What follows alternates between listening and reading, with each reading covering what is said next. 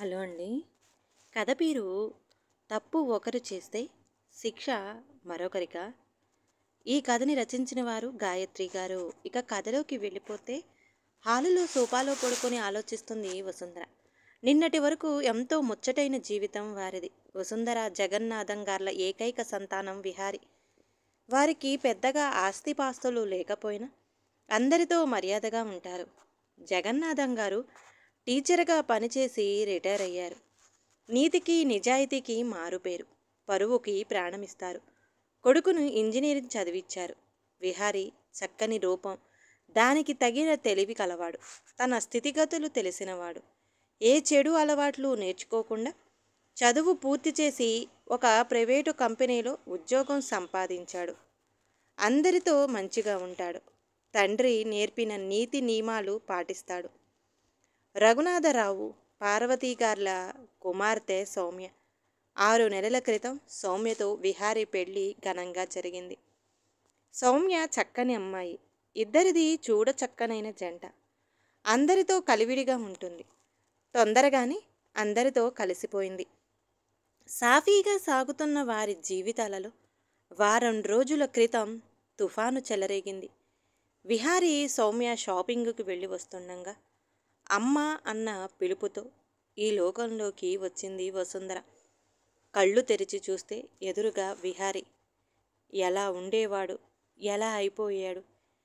విరిగిన చేతికి కట్టు, తలకు బ్యాండేజీ, కమిలిన గాయాలు, కళ్ళు లోతుకుపోయి మొహం పీక్కుపోయింది. అమ్మా, ఎరా, ఏమన్నా కావాలా? మందులు వేసుకున్నావుగా, నీరసంగా ఉందా? అమ్మా, నేను సౌమ్యని తీసుకురావడానికి వెళదామనుకుంటున్నా. సౌమ్యనా? ఈ పరిస్థితిలో తన్నెందుకు తీసుకురావడం? అవసరం లేదు. నువ్వు లోపలికి వెళ్ళి రెస్ట్ తీసుకో. వద్దనుకున్న వసుంధర మాటలు కఠినంగానే వచ్చాయి. ఇప్పుడే తనకు మన అవసరం ఉందమ్మా. విహారీ కూడా గట్టిగానే అన్నాడు. మనకు తన అవసరం లేదు, విసురుగా అంది. ఏం మాట్లాడుతున్నావో తెలుస్తుందా అమ్మా? అయినా అదంతా తన తలరాత, మనమేం చేయగలం? కానీ అదంతా ఎవరి వలన జరిగింది? నా వలన కాదా? అయితే ఏం చేయమంటావు? హారతి ఇచ్చి తీసుకురమ్మంటావా? కోపంగా అంది వసుంధర. అమ్మా, తను నా భార్య. అది ఒకప్పుడు, తనిప్పుడు చెడిపోయిన ఆడది. అమ్మా అని విహారీ అరిచిన అరుపుకి తుళ్ళిపడింది వసుంధర. వెంటనే తేరుకుని, ఎందుకురా అలా అరుస్తావు? ఇది నిజం కాదా? గట్టిగానే అడిగింది. అమ్మా, అది ఒక యాక్సిడెంట్. నాకు ఎలా జరిగిందో తనకి కూడా అంతే. అనునయంగా అన్న గట్టిగానే అన్నాడు విహారీ. నీ అంత గొప్పగా మేము ఆలోచించలేమురా, నిరసనగా అంది వసుంధర. అంటే తనని అలాగే వదిలేస్తామా అమ్మా? మాకు మాత్రం బాధ లేదంటావురా? దుఃఖంతో గొంతు పూడుకుపోయింది వసుంధరకు. కళ్ళల్లో నీళ్లు తిరిగాయి. ఎలా ఉండే పిల్ల, ఎంత కష్టం వచ్చిందో పాపం. అంతా మన కర్మ. కళ్ళు తుడుచుకుంటూ అంది. మరెందుకమ్మా అంత ప్రేమ ఉంచుకొని అలా మాట్లాడతావు? అన్నాడు విహారీ వసుంధర పక్కనే కూర్చుంటూ. ఎందుకు లేదురా ప్రేమ? నేనేమన్నా రాయినా?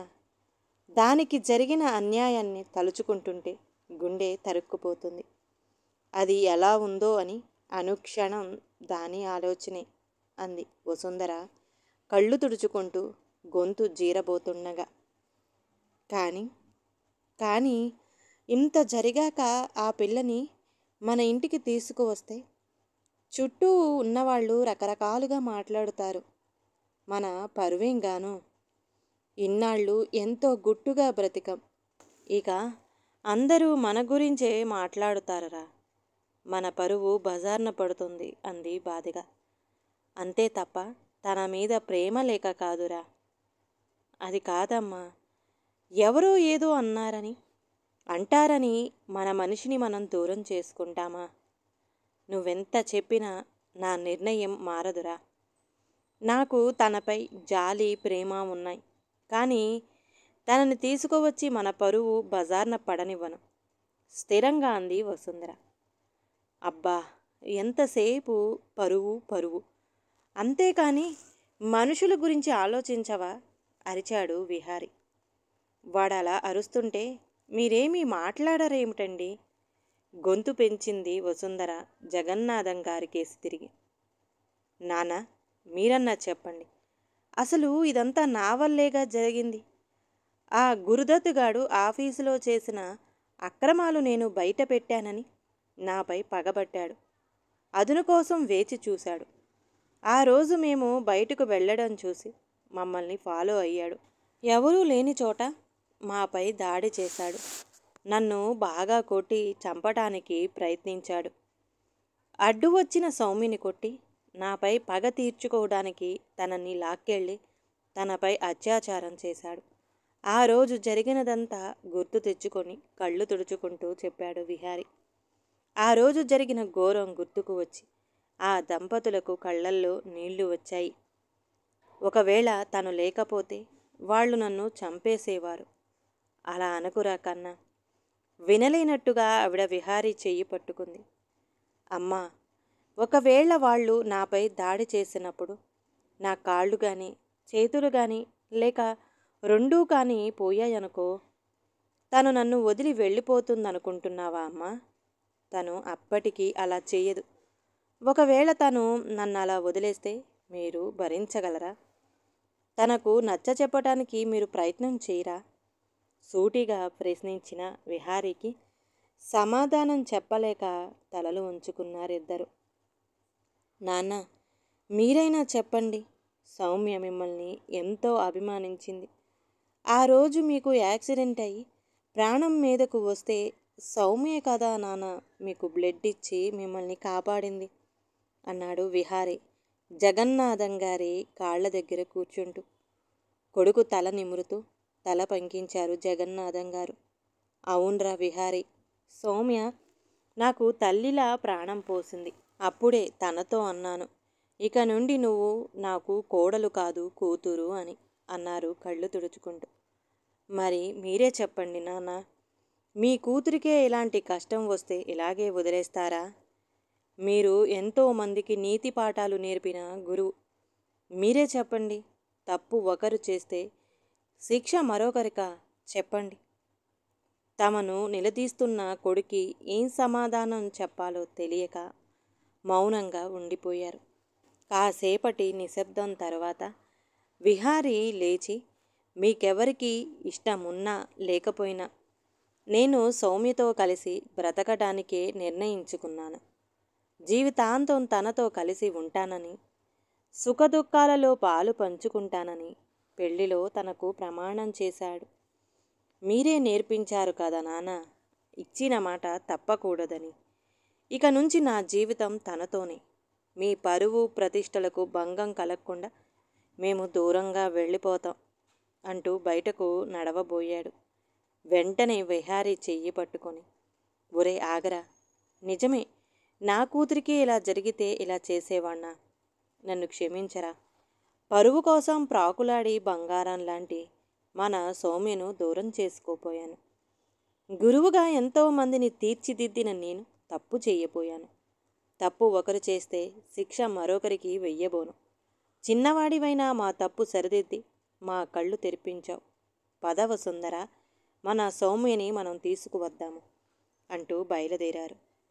వసుంధర, అవునండి, ఆడదాన్నయ్యుండి ఒక ఆడదానిని బాధ అర్థం చేసుకోకుండా మాట్లాడాను.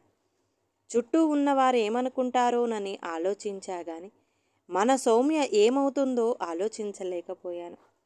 చుట్టూ ఉన్న జనం ఒకరోజు మాట్లాడుతారు, 2 రోజులు మాట్లాడతారు, తర్వాత మర్చిపోతారు.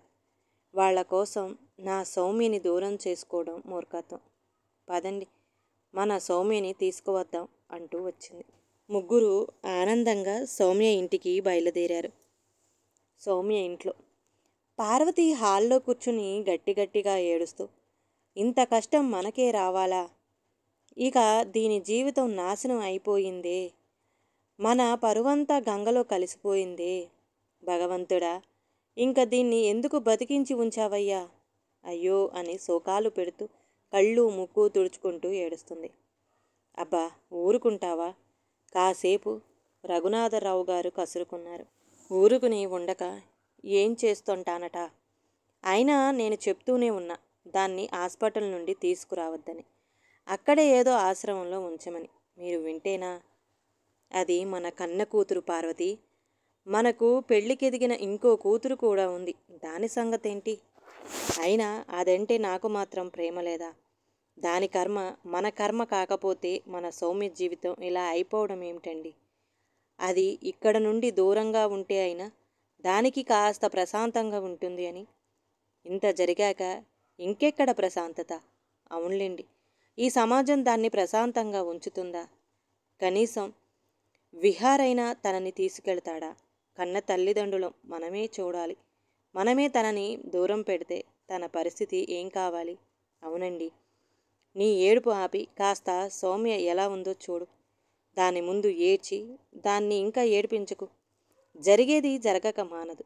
దేవుడే దానికి ఏదో దారి చూపిస్తాడు. అవునులేండి, అసలు ఇందులో దాని తప్పే ఉంది? కడుపులో పెట్టుకొని కాపాడాల్సిన తల్లినయ్యి ఉండి దానిని నానా మాటలు అంటున్నాను. ఇక నుంచి నా సౌమ్యని నేనే జాగ్రత్తగా చూసుకుంటాను అంటూ లేచింది. ఏదో కారాగిన చప్పుడు అయ్యింది. ఎవరో వచ్చినట్టున్నారు. ఎవరో పేపర్ వాళ్ళు పరామర్శకో వచ్చుంటారు. తలుపు తీయకండి. కాదే అమ్మా, బావా వాళ్ళు వచ్చారమ్మా. సౌమ్య చెల్లెలు పరిగెత్తుకొచ్చింది. బాబు విహారీ, నువ్వా? బావగారు, అక్కయ్య గారు వచ్చారా? అవును బావగారు, మేము వచ్చాం. మా సౌమ్యని తీసుకెళ్ళడానికే వచ్చాం. ఇది కళ నిజమా వదినా? నిజం వదినా. ఎవరో చేసిన తప్పుకి మన సౌమ్యని ఎందుకు శిక్ష అనుభవించాలి అని మా విహారీ మా కళ్ళు తెరిపించాడు. అందుకే తనని తీసుకెళ్ళడానికే వచ్చాం. బాబు విహారీ, నీ మేలు ఈ జన్మలో మర్చిపోలేం అంటూ విహారీ చేతులు పట్టుకున్నారు ఇద్దరు. అంత మాటెందుకు మామయ్య? ఇంతకు సౌమ్య ఎక్కడ? ఆ గదిలో ఉంది బాబు. వారి ఆనందానికి అవధులు లేవు. సౌమ్య, సౌమ్య అని పిలుస్తూ గదిలోకి వెళ్ళాడు విహారీ. అక్కడ చీకటి గదిలో శూన్యంలోకి చూస్తూ కూర్చున్న సౌమ్యని చూడగానే సౌమ్య అని పిలుస్తూ తనను పట్టుకోబోయాడు. సౌమ్య బెదురుగా చూస్తూ వెనక్కి జరిగింది. సౌమ్య, నేను విహారీని. బేలచూపులు చూస్తూ విహారీని చూసి చేతుల్లో మొహం దాచుకుని వెక్కి వెక్కి ఏడవసాగింది. సౌమ్యని దగ్గరికి తీసుకుని, జరిగినదంతా ఒక పీడకల అనుకో. అది ఒక యాక్సిడెంట్ మాత్రమే. జరిగిన దాని వలన నాకు నీ మీద ఉన్న ప్రేమ అభిమానం ఏమాత్రం తగ్గదు. మనం మామూలుగా మన జీవితాన్ని ప్రారంభిద్దాం అంటూ నచ్చ చెప్పాడు. వద్దు విహారీ, నా వల్ల నీకు ప్రాబ్లమ్స్ రావడం నాకు ఇష్టం లేదు అంది సౌమ్య ఏడుస్తూ. చాలాసేపు నచ్చ చెప్పాక సౌమ్య కాస్త మామూలు మనిషి అయింది. గదిలో నుంచి బయటకు వచ్చిన వారిద్దరినీ చూసి అందరూ ఆనందంగా దగ్గరకు వచ్చారు. సౌమ్యని దగ్గరకు తీసుకుని నుదుటి మీద ముద్దు పెట్టుకుని నవ్వుతూ, తొందరగా ఫ్రెష్ అయ్యిరా అమ్మా, మన ఇంటికి వెళదాం అంది వసుంధర. అత్తయ్య అంటూ ఆమెను ఆనందంగా పట్టుకుంది సౌమ్య. అందరూ భోజనాలు చేశాకనే బయలుదేరుదురు అంది పార్వతి. ఓ తప్పకుండా అన్నారు అందరూ ఆనందంగా. మన దేశంలో ఎంతోమంది ఆడపిల్లలు యాసిడ్ దాడులకు, అత్యాచారాలకు, ప్రేమోన్మాదుల దాడులకు అన్యాయంగా బలైపోతున్నారు. ఇందులో వారి తప్పు లేనప్పటికీ, వారే బాధితులైనప్పటికీ కూడా సమాజపరంగా శిక్ష అనుభవిస్తున్నది వాళ్ళే. వారిని ఆదుకోకపోయినా పర్వాలేదు, కానీ వారిని మాటలతో చేతలతో మరింతగా వేధించవద్దు. తప్పు ఒకరి చేస్తే శిక్ష మరొకరికి వేయొద్దు. ఈ కథ గనక నచ్చితే ప్లీజ్ లైక్ చేయండి. అలాగే ఛానల్ని సబ్స్క్రైబ్ చేసుకోవటం మాత్రం మర్చిపోమాకండి. మీ విలువైన అభిప్రాయాన్ని కామెంట్ బాక్స్లో కామెంట్ చేయండి. అందరికీ ధన్యవాదాలండి.